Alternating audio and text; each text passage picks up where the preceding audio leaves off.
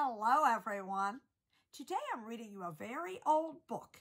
It's almost 60 years old.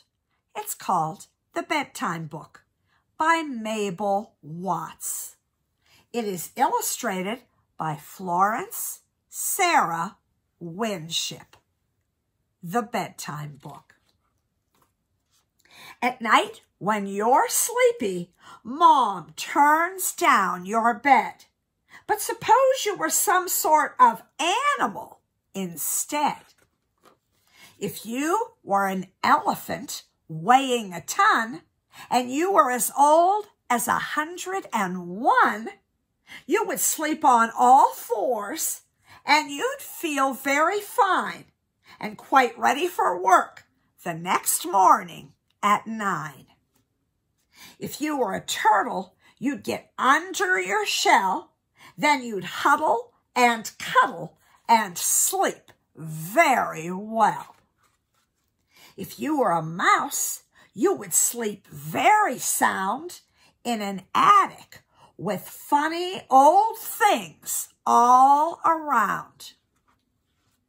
If you were a lamb, you'd have children to pet you, and when it was bedtime, Bo Peep would come get you.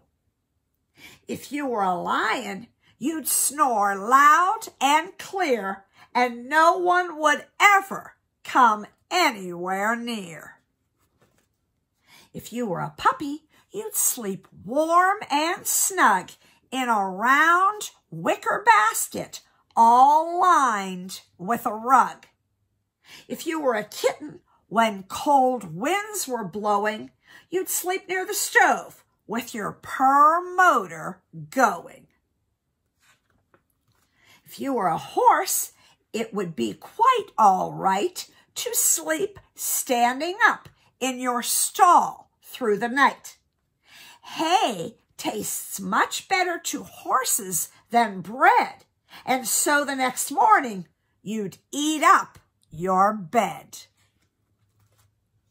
If you were a bear cub, 'twould rather be shocking to sleep all through Christmas and not hang your stocking. If you were a fawn, you'd be careful and quick, and you'd sleep where the forest was shady and thick. If you were a stork, full of storybook wonder, you'd sleep on one leg with the other tucked under. If you were a bird, you'd not mind the weather, with your head halfway hidden 'neath mother's best feather.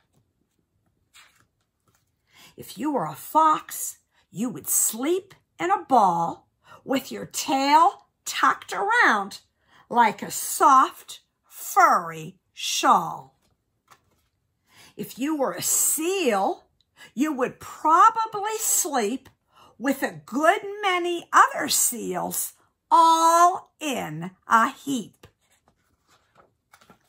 If you were a squirrel, you'd sleep in the dark in a hole in a tree at the edge of the park. But you are a child, that's as plain as can be, and you'd never, no, never sleep up in a tree.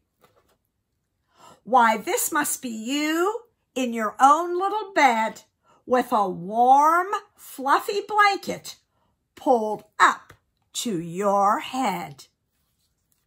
The Bedtime Book.